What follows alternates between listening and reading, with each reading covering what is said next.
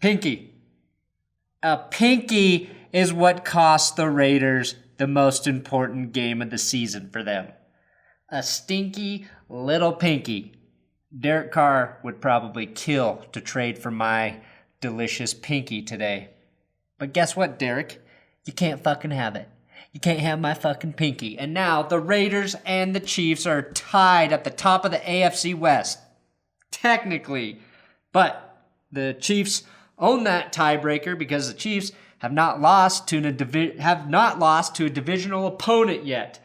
I am Brandon Perna. This is That's Good Sports, and we are recapping the Chiefs' victory over the Oakland Raiders.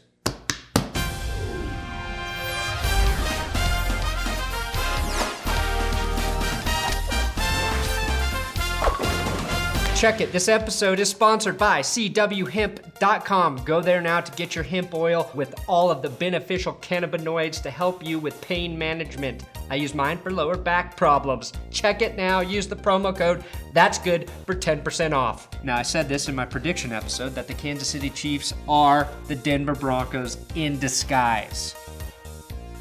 The only difference is they have a proven quarterback in Alex Smith who can get the job done. Now the Chiefs have Tyreek Hill as a punt return threat. A threat in the special teams is huge, especially down the stretch, especially in December when teams are getting ready for the playoffs.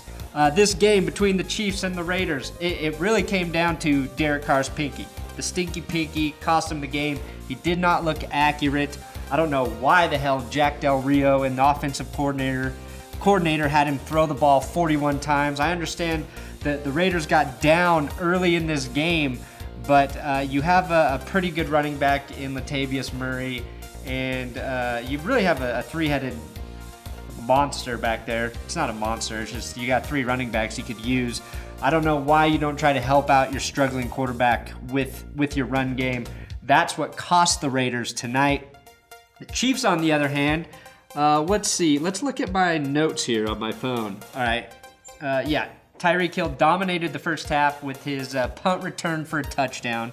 The Raiders had to kick it twice. On the second kick, Tyreek takes it to the house. But the best part of that play is when Travis Kelce gave Marquette King a taste of his own medicine with the stupid pony dance. The NFL Instagram account, I want to say tweeted out, but they insta'd out this video of King and Kelce doing the dance at the same time. I'm kind of a fan of Marquette King, not really a fan of Travis Kelce, but Kelce won this one.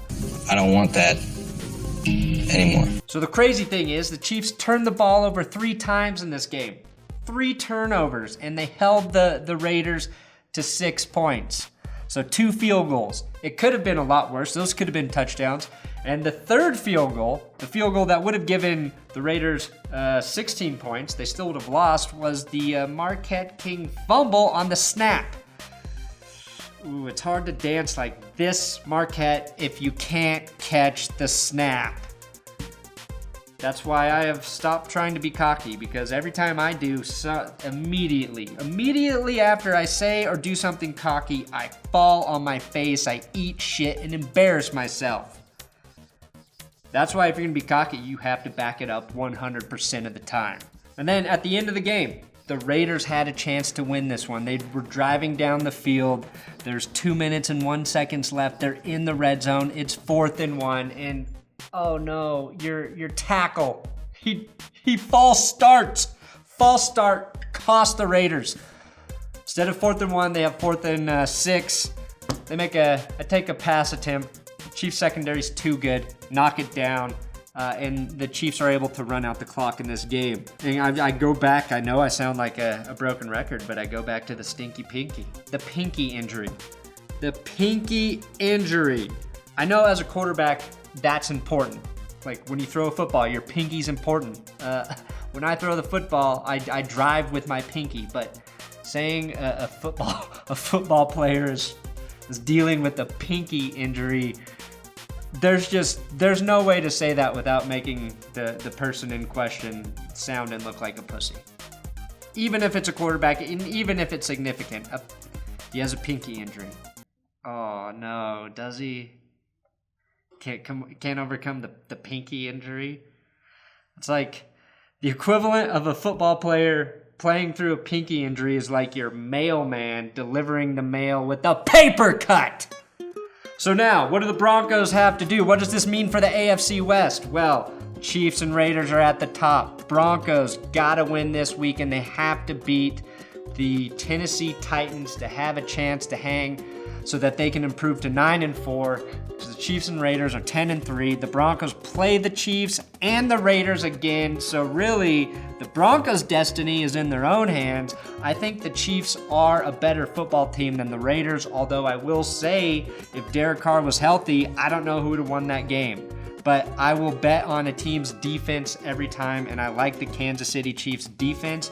And now that their special teams is going, it makes them an even more dangerous team. Alex Smith looked really good early in this game. He was making a lot of deep passes. They were stretching the field.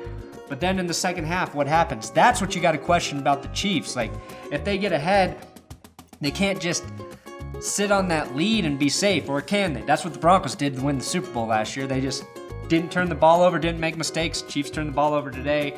So it'll be interesting to see how the AFC West pans out, because really the Raiders could be the best team. The Chiefs could be the best team. And if the Broncos make a run, they could be the best team. But the most unlikely, because of the uncertainty at the quarterback position right now with the injuries Trevor Siemian is going through, and with Paxton Lynch not looking comfortable at the position.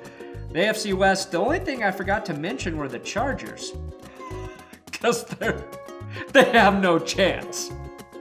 Well, technically they still do, but